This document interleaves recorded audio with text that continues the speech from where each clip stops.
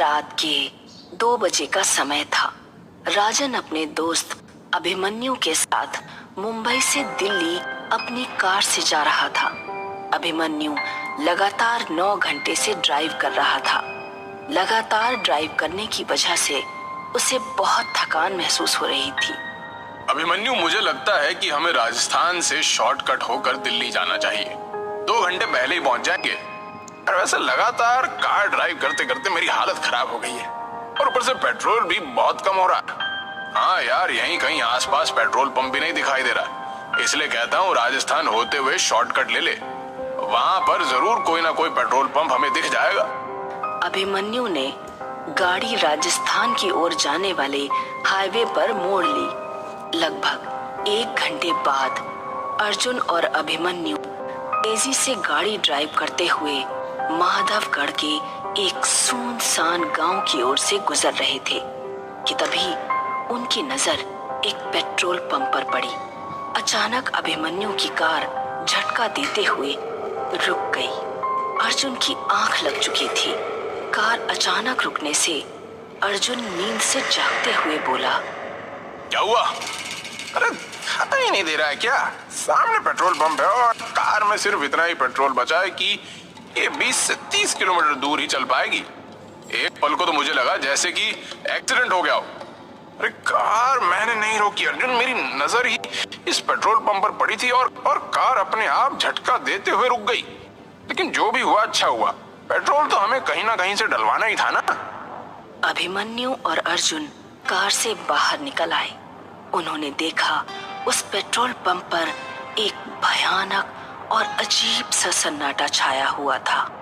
अरे यार, यहाँ तो मुझे कोई नहीं दिखाई दे रहा। कहीं ये पेट्रोल पंप बंद तो नहीं पड़ा?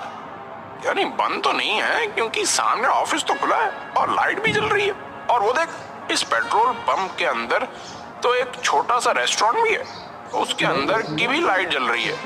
मगर मुझे लगता है कि उस रेस्टोरेंट के अंदर भी कोई मौजूद नहीं। अरे तो इसमें टेंशन वाली क्या बात है? अपने हाथों से पेट्रोल डाल लेंगे। इतनी रात में कौन देखेगा हमें? क्या पेट्रोल पंप के कर्मचारी ने हमें देख लिया तो वो हमें चोर समझेंगे? पेट्रोल पंप के आसपास इंसान तो क्या, एक चूहे का बच्चा भी नजर नहीं आ रहा। तभी उन दोनों के कानों में पीछे से किसी व्यक्ति की भारी आवाज टकराई। कौन हो तुम? उस आवाज को सुनकर वो दोनों चौंक कर पीछे की ओर देखने लगे। उन दोनों के सामने अजीब से चेहरे वाला एक व्यक्ति खड़ा हुआ था। यार, इसकी शक्ल तो बड़ी भयानक लग रही है। ऐसा लग रहा है जैसे कि शमशान घाट की चिता से अभी अभी उठकर आया हो। यार, बोल तो बिल्कुल सही रहा। मैं खुद पहली नजर में इसकी शक्ल देखकर डर गया था। लेकिन हमें क्या, हमें सिर्फ पेट्रोल डलवाना है और यहाँ से निकलना है। इतना बोलकर अभिमन्यु उस कर्मचारी से बोला, अभी कुछ सेकंड पहले आप कहाँ पर थे? हमें तो आसपास कोई नहीं दिखा था। अपने काम से काम रखो साहब। कहो, किस काम से आए हो? अरे पेट्रोल भरवाना है, टैंक फुल कर दो। अभिमन्यु के कहने पर वो पेट्रोल पंप का कर्मचारी पेट्रोल डालने लगा।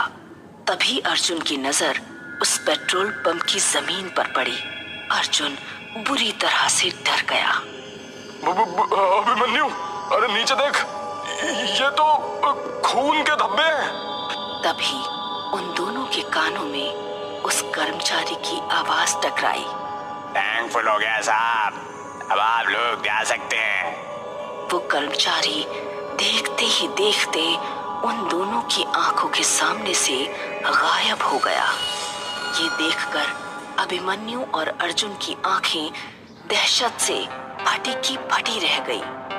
अरे लगता है हम दोनों गलत जगह आ गए हैं। वो दोनों तुरंत कार के अंदर बैठ गए। अर्जुन ने अपनी कार हाईवे पर दौड़ा दी। अभिमन्यु को कार ड्राइव करते हुए 1 घंटे से ज्यादा हो गया था, मगर रास्ता था जो खत्म होने का नाम भी नहीं ले रहा था। तभी अचानक अर्जुन की नजर एक और पेट्रोल पंप पर गई।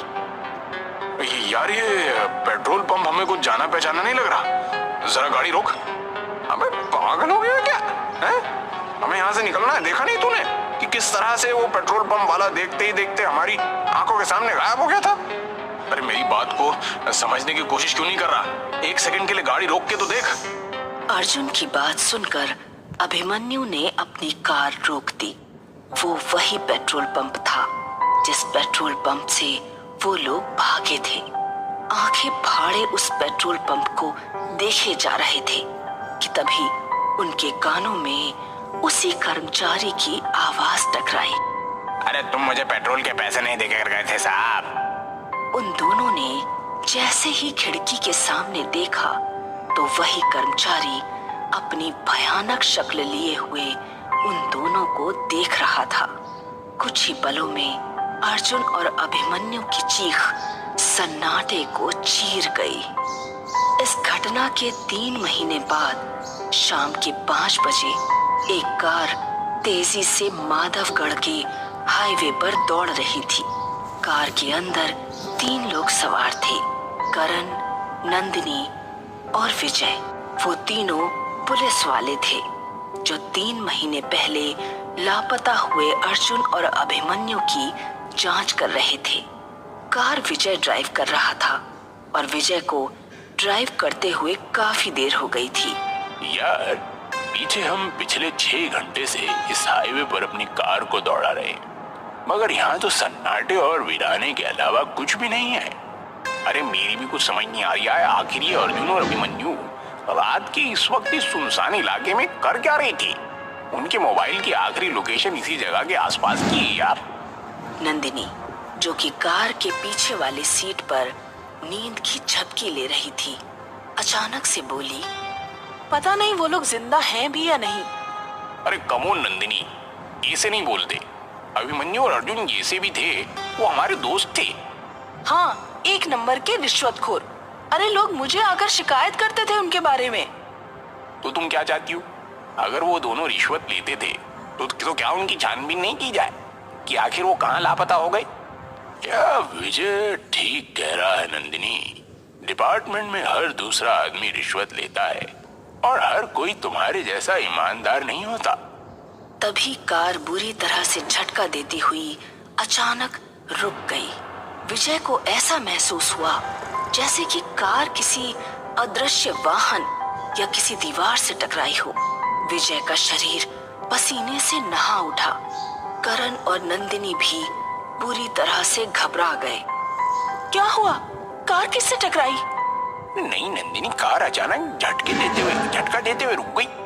तभी करण की नजर एक पेट्रोल पंप पर पड़ी। यार वो देखो, सामने पेट्रोल पंप है। क्यों ना हम उस पेट्रोल पंप पर जाकर पूछताछ करें? करण सही कह रहा है विजय। कार पेट्रोल पंप के ठीक सामने रुकी थी।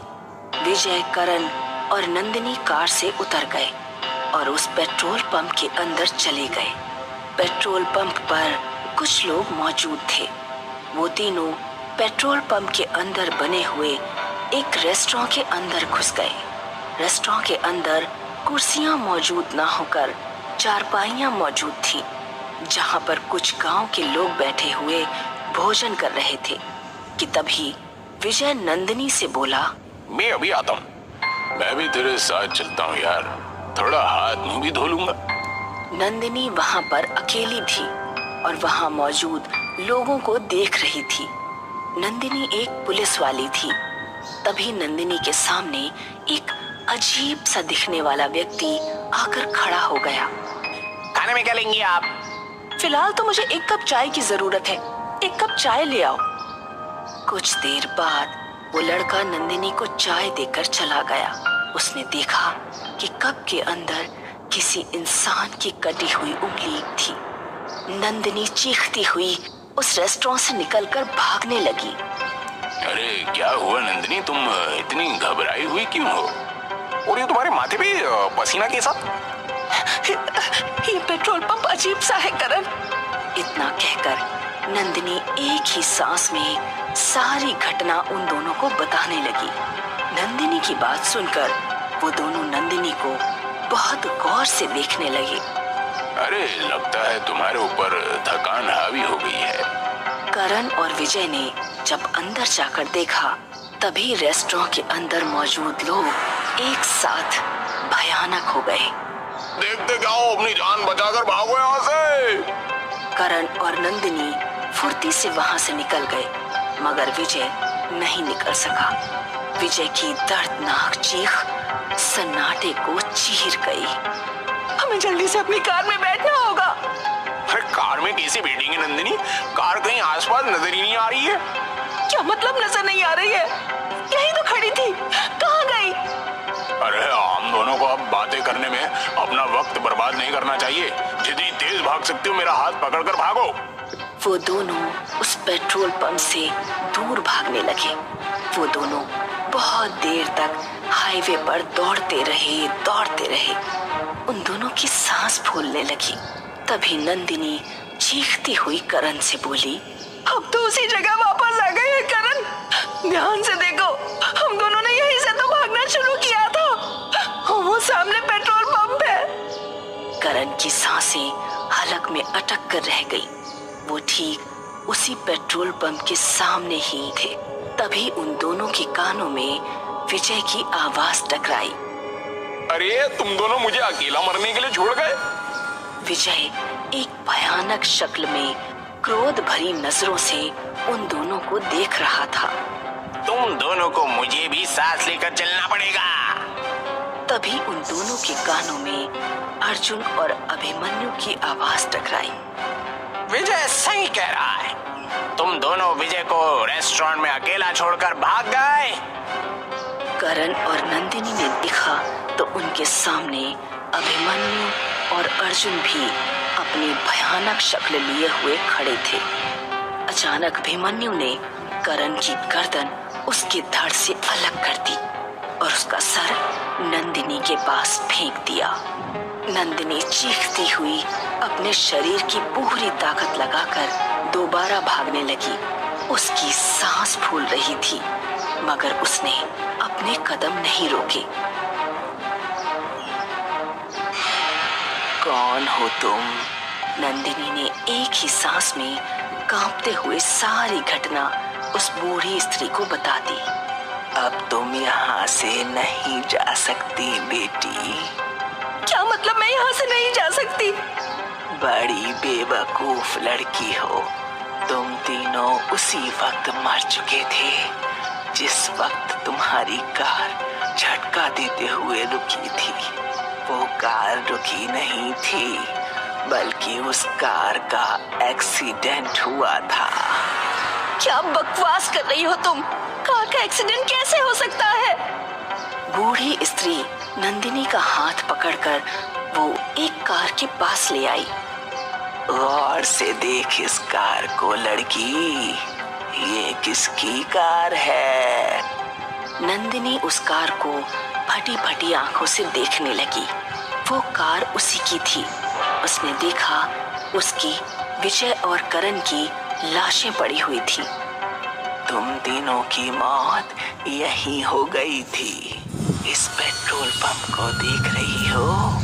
ये हॉन्टेड पेट्रोल पंप है, भूतिया पेट्रोल पंप। इस पेट्रोल पंप पर जो भी आता है हमेशा यहीं पर कैद होकर रह जाता है, और यहाँ जो भी वाहन आते हैं अदृश्य हो जाते हैं। तुम्हारी कार किसी एक अदृश्य वाहन से टकराई थी।